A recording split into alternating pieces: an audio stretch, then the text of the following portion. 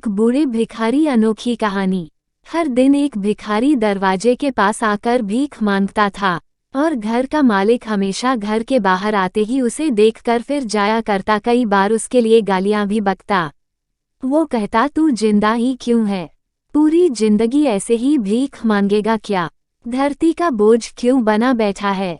और कभी कभी उस भिखारी को गुस्से में वह धक्का भी मार दिया करता। इतना कुछ हो जाने के बावजूद अधिकारी के मुंह से सिर्फ यही निकलता कि भगवान भगवान तुम्हारे पापों को माफ करे। एक बार सेठ को धंधे में बड़ा नुकसान होने की खबर मिली। सेठ बहुत परेशान था कि तभी उसके दरवाजे पर वही भिखारी आया। गुस्से में अपना आपा खोते हुए सेठ ने उस भिखारी को पत्थर दे मारा। पत्थर लगने के कारण भिखारी का सर फूट गया और उसके सर से खून बहने लगा। फिर भी दर्द से कराहते हुए भिखारी ने इतना ही कहा, भगवान तुम्हारे पापा को माफ करे। भिखारी वहां से चला गया। सेठ सोच में पड़ गए, भिखारी को पत्थर मारा फिर भी उसने सिर्फ प्रार्थना की। सेठ का गुस्सा शांत हुआ। सेठ का मन शांत हुआ भिखारी का रहस्य जानने के लिए। सेठ ने भिखारी का पीछा करना शुरू कर दिया। भिखारी जहां जहां जाता सेठ उसके पीछे जाता। सेठ ने देखा कि कोई उसको खाना देता, कोई उसको मारता, कोई अपमानित करता तो कोई गाली देता। लोग भिखारी के साथ चाहे जैसा व्यवहार करते, लेकिन भिखारी सबके लिए एक ही प्रार्थना करता, भगवान तुम्हारे पाप माफ करें। अब रात होने को आई थी। भिखारी अपने घर जाने के लिए लौटा। वो अपने घर पहुंच गया, लेकिन सेठ अब भी उसका पीछा कर ही रहा था।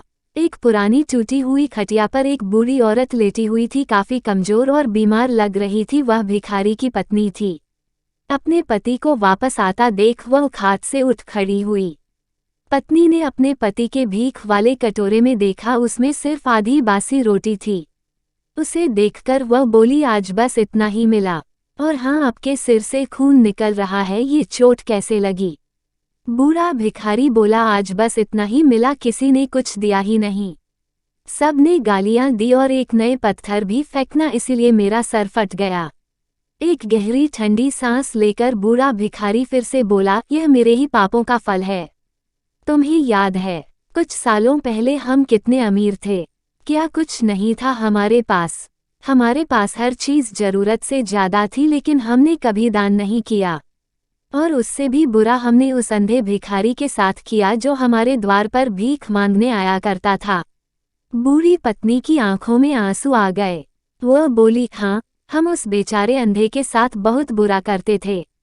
उसका अपमान करते थे, उसे खाने के लिए रोटी की जगह कागज दिया करते, उसका मजाक उड़ाया करते और कभी कभी मारा भी करते।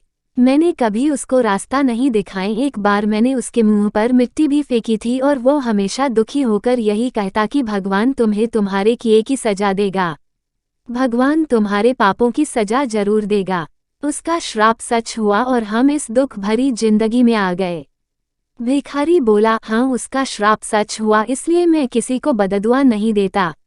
चाहे कोई मेरे साथ कैसा भी बर्ताव करे, मैं हमेशा उसके लिए प्रार्थना करता हूँ।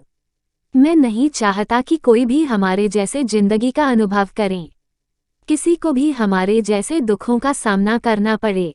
वो नहीं जानते कि वो कितना बड़ा पाप कर रहे हैं, इसलिए अनजाने में हुए पाप की ऐसी सजा किसी को भी मिले, मैं नहीं चाहता।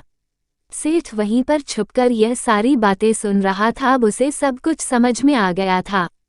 भिखारी और उसकी पत्नी ने वह आधी रोटी मिल बांटकर खाई और भगवान को धन्यवाद बोलकर सो गए।